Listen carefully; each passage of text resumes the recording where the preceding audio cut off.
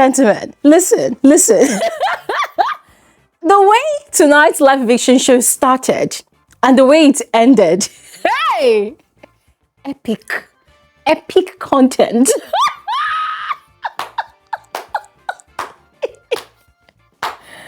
You listen, yeah. Let's even begin from the bottom. That's how the show ended, yeah. The face-off between Mide and Joanna versus Isabella and Imisi.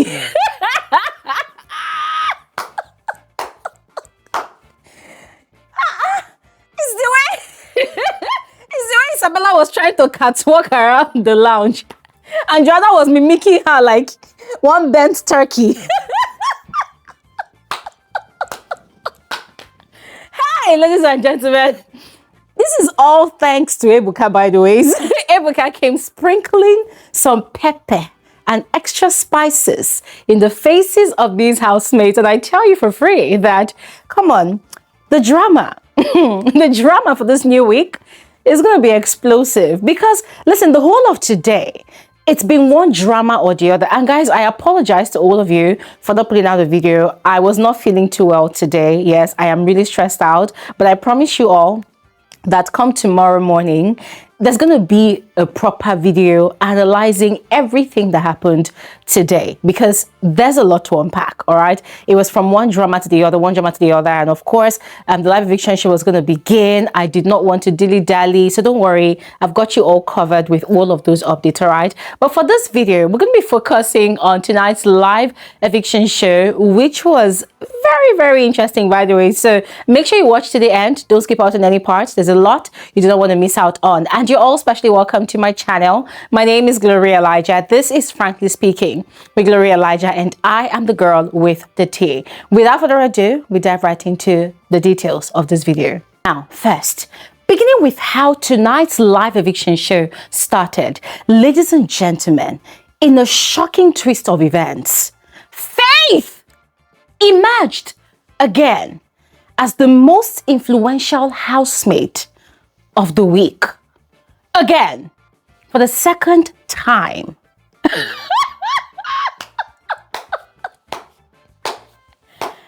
Guys, not only were us, the viewers, shocked, the housemates too were shocked. And I was looking at this video, I was wondering, like, wait, hold on a second. Why are people shocked? Are you not the ones that voted for this guy? Because, see, it might seem as though these housemates, they have a love-hate relationship with Faith. They don't like the guy. It's very obvious they don't like him. But when it comes to his work ethics, when it comes to his work rate, when it comes to his productivity level, they know that Faith is indispensable. And that is why when it comes to sponsor task, wagers in the arena, everything that has to do with competition in that house, you'll find out that a lot of people are always asking Faith when they're doing the ballot boxing thing. They're always asking, Faith, what's your team? Faith, what group do you belong to? The moment they discover that they're in the same team with him, you see how excited they are. Hey, I mean, we all know that the most influential housemate comes with immunity. So this means that Faith is definitely going to be seeing next week, right? I mean, week 8 is a sure deal for him, peace of mind and all whatnot. In other words, he's also going to see week 9. This is a wow. This is a wow. But anyways, massive congratulations to Faith. And you see here, he did not see it coming, because one of the dramas that played out today was Faith trying to explain himself to his fellow housemates that he is not an instigator. It's a long one, so don't worry. As I promised, it's gonna be all up on another video come tomorrow morning, all right? But anyways, moving on to tonight's eviction business. Denari was the first housemate to be evicted from the house tonight. And ladies and gentlemen, I'm gonna be frank with all of you. I saw it coming, kinda. It was kind of long overdue. In fact, let me not even waste your time, yeah? The two people that we knew were gonna go home, they went home. Dinary and Tracy. We knew that there was no way in the world that any other housemate was gonna be leaving if it wasn't these two people. So both of them were evicted, all right? For Dinary, whatever he has going on with Doris is real, 100%. So he's going to see Doris out there. For Tracy, Apparently, she had actually said that she wanted to go home sometime this week. And she said the reason she has said that is because the house was mentally draining and exhausting for her. And she was really tired. Yeah, so good luck to both of them. Super excited for both of them. For Tracy, it was long overdue. I was shocked. I said, finally, oh. It was long overdue. For Dinary, oh my goodness, ladies and gentlemen, I will never forget Figaro.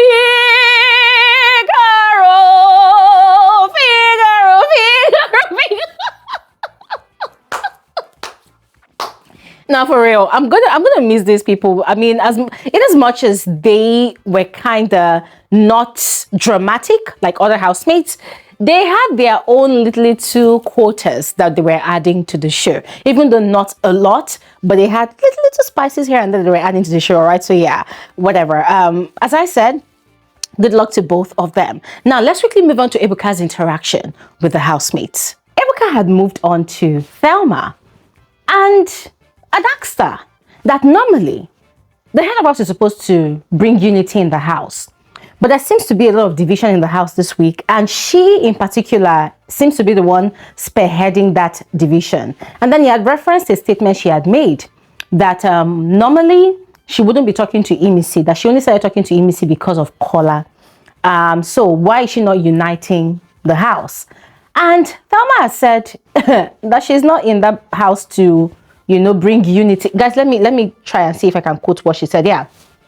She said she's not in the house to bring people together. That is not her job. She's here for something else. They all have different personalities. She had further said that they were not in that house to make friends.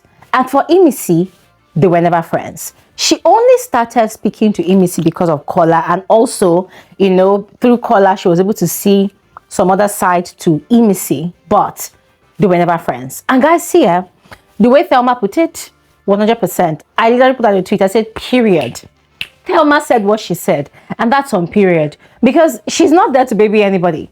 She's not there to massage anybody's ego. She's not there to bring people together. Guys, what she said is what she said, and I stand with her on that one 100%. She was standing on business. Yes. Now, Ebuka had also questioned Imisi about the many things she had to say about Joanna and Mide in her different conversations with Isabella. He had reminded her that last week when he had questioned her, she said she was too tensed to answer questions, but she was able to say a lot of things about these people to Isabella, that she had actually called them one fishy kind of name, and also called what's her name now, is it Mide or Joanna, a Dracula. So Imisi denied everything. She said she was not the one that called them those names, that it was actually Isabella. But Ebuka said, no, I heard you. You even barked as well. So what is it about calling them names? And then you say, oh, you are not calling them names. So Imisi kept on passing the buck. She said it was all Isabella. Isabella sat down there, obviously chesting everything that she was the one.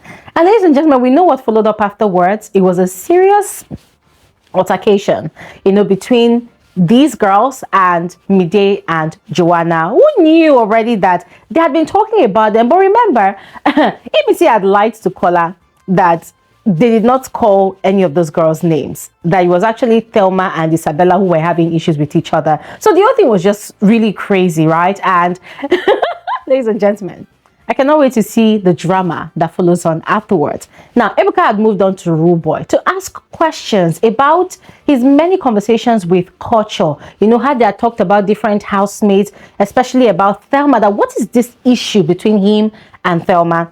And guys, Rude Boy had a lot to say. He said the genesis is him telling Thelma that he likes her. And Thelma thinks that that is a strategy, that he wants to play her for a fool.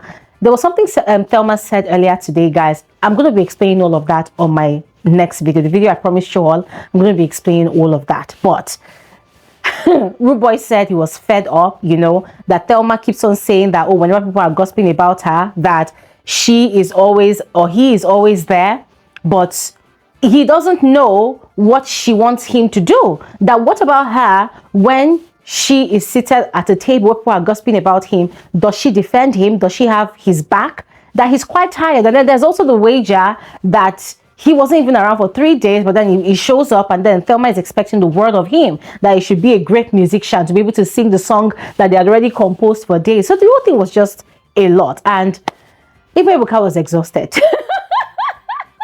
But anyways, ladies and gentlemen, who else? Okay, Ebuka did not ask anybody else any other questions, but I love what Ebuka had said to the housemates as his final parting words to them for tonight. He has said that a lot of you are keeping your enemies close and your friends really far. He said, remember, them say, no be evidence. In other words, people speculate a lot, and just understand that it is not evidence or proof of anything happening or anything real. So ladies and gentlemen, I think those words really sunk in deep into the heads of those housemates, and I cannot wait to see what they do with that information, because there are actually specific housemates who have been keeping their enemies closer and their friends farther away from them. So ladies and gentlemen, what do you think about Ebuka's final words? Can you take a guess of the housemates that fall into this category? Let me know in the comment section below, and I'll see you guys on my next video. Thank you all so much for watching. Enjoy the rest of your evening. Bye.